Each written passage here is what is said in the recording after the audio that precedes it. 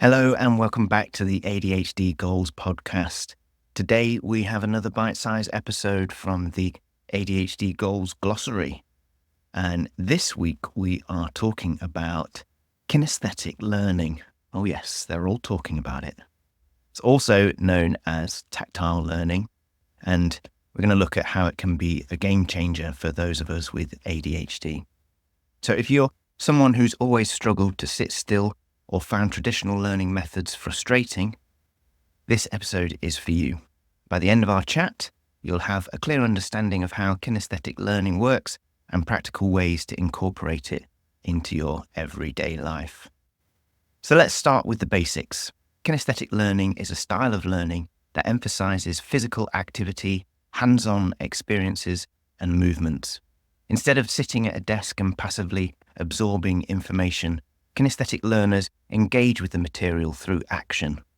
For people with ADHD, this approach can be revolutionary. Why? Because ADHD often comes with an inherent need for movement and a tendency to struggle with traditional sedentary learning methods.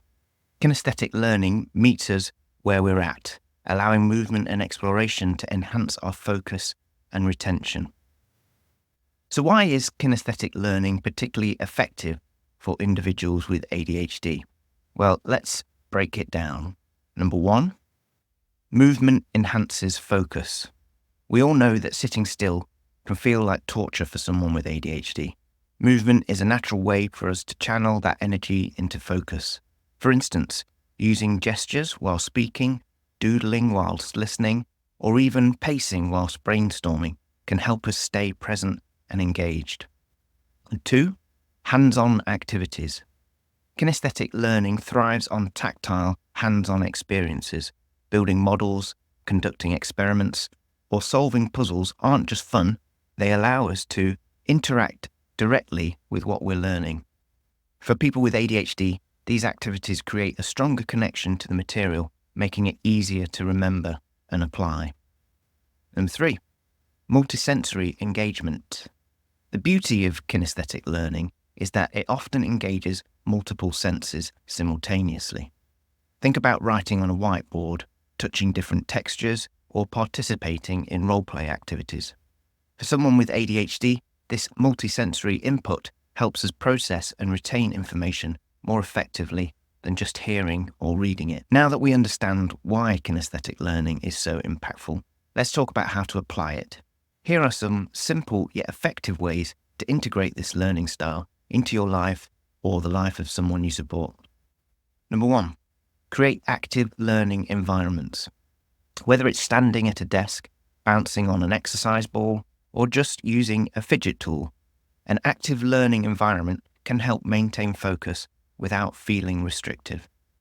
Number two, incorporate hands-on activities.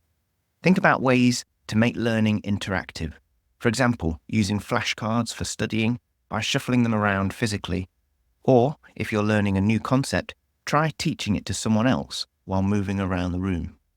Number three, take purposeful breaks. One of the keys to success with ADHD is building in frequent, purposeful breaks. Short bursts of activity, like a quick walk, jumping jacks, or stretching, can help reset your energy and focus. Number four, use technology and tools. There are plenty of apps and tools designed to support kinesthetic learning.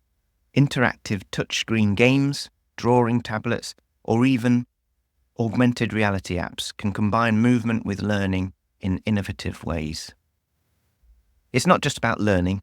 Kinesthetic activities can also have a profound impact on emotional regulation. Movement helps release built-up energy, reduces restlessness, and promotes emotional balance. For someone with ADHD, this can make the difference between a frustrating learning session and an enjoyable one.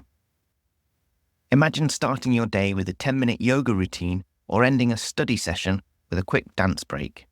These movements of physical activity can help regulate your emotions and create a positive learning environment. Remember, kinesthetic learning isn't a one-size-fits-all solution. The beauty of this approach is its flexibility.